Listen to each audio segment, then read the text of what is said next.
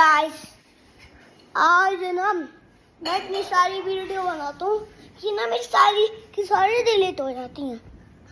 मैं सोचता हूँ मैं और ज़्यादा बनाऊँ ताकि मैं दोस्तों, अगर आप मुझे बहुत सब्सक्राइब करोगे ना तो मैं पैसे वाला हो जाऊँगा। आपको फिर अपने इतने पैसे दूँगा कि आप सोच भी नहीं पाओगे। पर बताऊँ क्यों? क्योंकि मैं तो हेल्प वाला अनादि हूँ। मैं हूँ रिमोट। देखो, तुम क्या हो?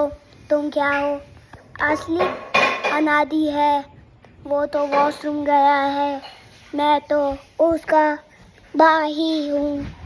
अब तुम क्या जानते हो? मैं